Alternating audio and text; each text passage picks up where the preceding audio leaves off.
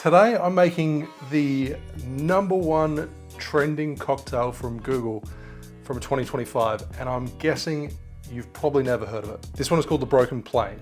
So it's a variation on the paper plane, and if you're not familiar with that, the paper plane is bourbon whiskey, Aperol, Amaro Nonino, and lemon juice. The Broken Plain was created by Justine Snacks, well at least that's her handle on Instagram. She created this back 2 years ago, December 2023. Like, she's got 1.2 million followers on Instagram, but then it lay relatively dormant for a while. And then 2 years later, mid 2025, blew it up, and apparently it's the most searched cocktail, or at least trends, I should say, not most searched cocktail. Trend meaning had the highest increase. It is a variation on the paper plane.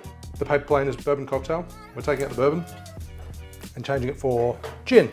Justine made the original recipe with Hendricks, but you can use pretty much any kind of gin you want to. Probably leans into being more of a citrus or a floral gin.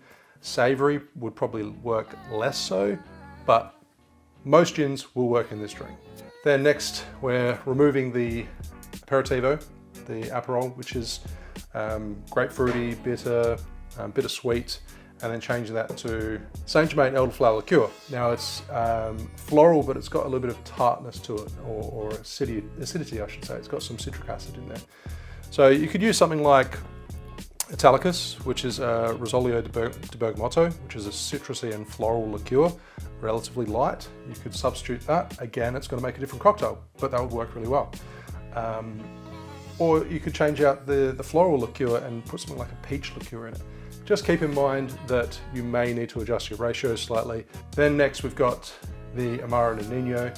If you don't have Amaro Nonino, you can use Amaro Montenegro. It is going to make a different drink, but this is also very commonly used as a substitute in the paper plane. Instead of using Amaro Nonino, people often use Amaro Montenegro. And then we've got the lemon juice. Let's go ahead and make the drink. This is actually the first time I've used Hendricks on the channel before. Probably one of the first craft kind of gins on the market. It's got notes of cucumber and rose in it. So we're doing equal parts. So 3/4 of an ounce, 22.5 ml of your preferred gin, 3/4 of an ounce, 22.5 ml, elderflower liqueur. There's a few other options, but St Germain is the most common one, probably also the most expensive one, but it's the best one as well. Alternatively, you could try making your own elderflower syrup if you have elderflowers in your region. But if you do want to make an elderflower syrup, then you're going to have to make it from fresh elderflowers. Dried, I've tried it before, doesn't really cut it in my opinion. 3/4 of an ounce, 22.5 ml of Amaro Nonino. And then fresh lemon juice, 3/4 of an ounce, 22.5 ml.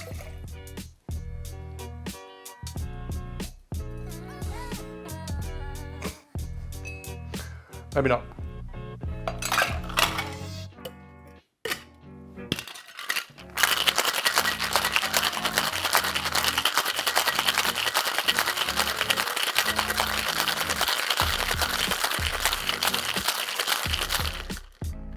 A Nick and Nora glass. This one is by Rydell. Rydell? How do you pronounce it? Justine did garnish this with dehydrated grapefruit. I tend not to keep grapefruit around because it will potentially kill me. Twist of grapefruit, twist of lemon if you like. Ooh, it's got better balance than I was actually expecting. This actually works quite well. Nice and floral, citrusy. Okay, I don't know what happened just then, but my A-roll camera just completely cut out and I literally had 10 seconds left of filming left, so I'm going to film the rest from down here. This is a tasty drink. Would I like more of a bitter component that wouldn't ordinarily come from the Aperol? Yeah. Would this work with bourbon? Absolutely. If you want to see more content like this on the channel, then feel free to follow the link in the description to my Patreon page to show your support. See you soon.